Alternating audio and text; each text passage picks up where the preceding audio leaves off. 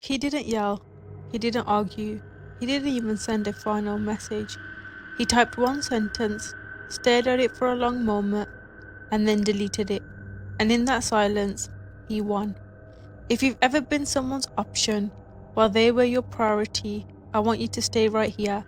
Because what happened next wasn't loud, it wasn't dramatic, there was no confrontation, no explosion, no tearful phone call. It was quieter than that, and that's exactly what made it perfect.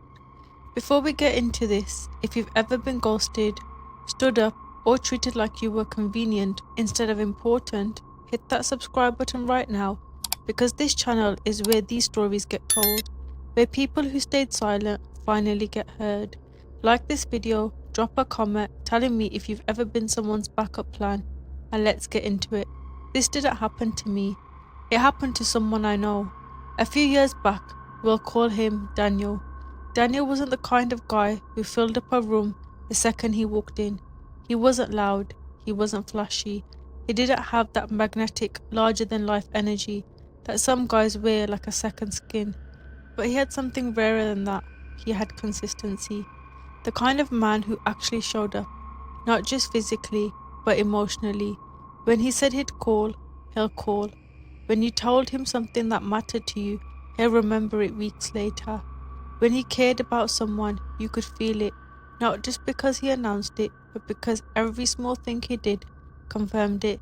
In a world full of people half present in every interaction, Daniel was the rare kind of person who was fully there. And then there was Alyssa. Alyssa was magnetic in that effortless, almost careless way some people are. She was always laughing, always surrounded by people, always the center of some energy she barely seemed to notice. She lived with one eye on the room and the other on her phone, always texting someone, always performing for some invisible audience. She had a charm that felt personal, like she was choosing you, specifically you, out of everyone. But looking back, it was never really personal. It was just her default setting. She made everyone feel chosen, and no one really was. Daniel met her through mutual friends. It started the way most things like this do, casual conversations that stretch longer than they're supposed to, inside jokes that form too quickly, late night messages that started as random thoughts and turned into 2 hours of talking about nothing and everything. And somewhere between those messages, Daniel started to fall. Not all at once, not recklessly, the way he did everything, slowly, quietly, and with complete sincerity. He wasn't naive, he wasn't a kid. He knew the difference between someone being interested and someone being friendly. And the signals Alyssa sent, they weren't subtle. Late night, I missed talking to you text, the way she'd drop back into his inbox exactly when he'd started to pull away. There was intention in that, there was choice in that, or so it seemed. In the beginning, her replies were fast, then slower, then sometimes not at all. But every time Daniel would mentally take a step back, every time he'd start to adjust his expectations, every time he reminded himself not to read into it too much, she reappeared. A random voice note, a meme that reminded her of him, a "Hey stranger" dropped at 11 o'clock on a Tuesday night, just enough warmth to reignite everything he started to let cool. If you've ever been in that cycle, and I think a lot of you have, you know exactly how insidious it is. Because it's not cruelty, not obviously, it's just enough.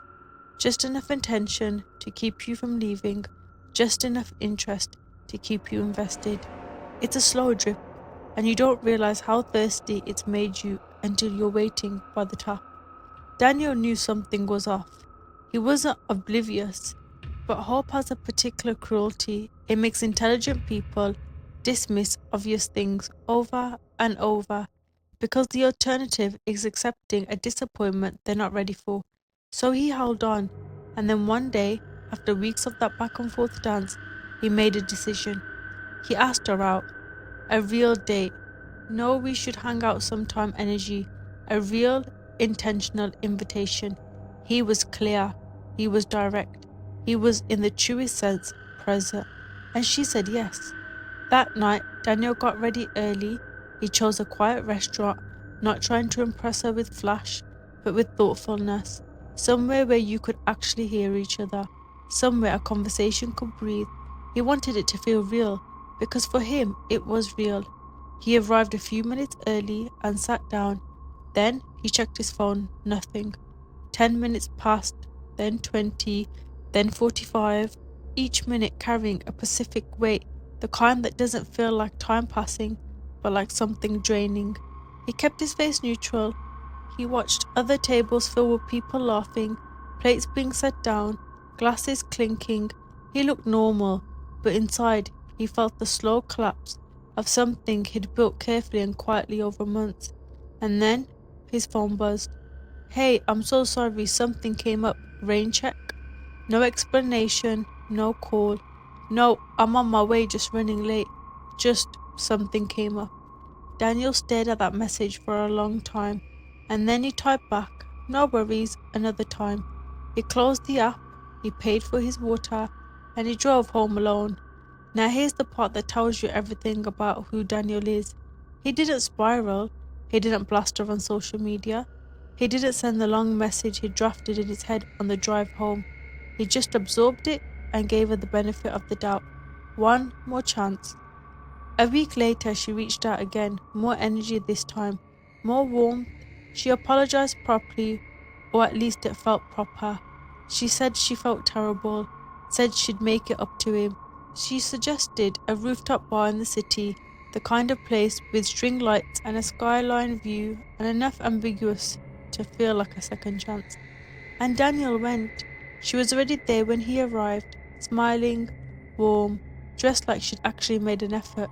And for a moment, just a brief, fragile moment, Daniel allowed himself to think maybe he misread everything. Maybe the first time really had been bad luck.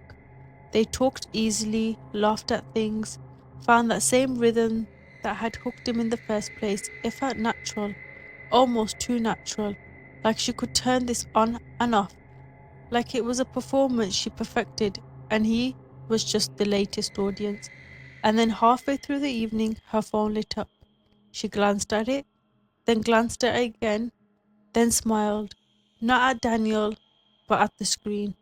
I'll be right back, she said, already standing, already moving. Just need to take this. He nodded, of course he did. He watched her weave through the crowd towards the far end of the rooftop, and he sat there, again alone, at a table set for two. 5 minutes, 10 minutes, 20 minutes. Daniel didn't text her, didn't call, didn't walk over to check. He just sat there, very still, in the noise of a crowded rooftop, and felt something shifted inside of him. Not anger, anger was too hot for what this was. Not sadness either, sadness would have meant surprise. This was clarity, the quiet, final kind, the kind that doesn't scream, it just settles, like the last piece of something clicking into place, not with a bang, but with a soft, definitive click. He'd been her placeholder, her option, the person she kept warm on the back burner while she figured out what she actually wanted. And tonight again, she proved it, not with words, but with 20 minutes of empty chairs. Daniel called the waiter, he paid the bill full, he stood up, and he left. 30 minutes later, his phone buzzed. Hey, sorry, ran into someone, got caught up, lol. Where are you? Daniel read the message. He read it carefully one last time. Then he locked the screen and put the phone in his pocket. That night, nothing. The next morning, nothing. Day two, nothing. Her tone shifted quickly. Hey, everything okay? Did I do something wrong? Why are you ignoring me? He read every single one and he replied to none. A week later, she called. He didn't pick up, but this time he typed one message. Just one. He stared at it for a moment, and unlike that other sentence he deleted, this one he sent. Now you know how it feels. 4 words. No anger, no insult, no paragraph of grievance, just truth. Clean, precise, undeniable truth. She never replied, and he never heard from her again. And Daniel felt something he hadn't felt in a long time. Not triumph exactly, not even satisfaction in the way you might expect. Just peace, the particular kind of peace that comes from finally deciding your time, and your attention has value and acting like it. Here's what I keep coming back to when I think about Daniel's story. He didn't get his revenge by doing something, he got it by stopping something, by withdrawing access, by refusing to remain available to someone who treated his presence like a convenience. He didn't raise his voice, he didn't perform, he just left and chose not to come back. But here's the hard truth: some people will never understand your value while you're present, but the moment you remove yourself, completely, quietly, without drama, they feel it in a way no argument ever could have made you feel. Sometimes the loudest message you can send is silence. Sometimes the most powerful thing you can do is simple: stop showing up. If this story hit you, if you've ever been someone's maybe when they were your yes, drop a comment below. Tell me how you handled it. Did you go silent like Daniel? Did you confront them? I want to hear it. And if you haven't already, subscribe to this channel because we tell stories of people who choose themselves. Hit like if this one landed, and I'll see you in the next one.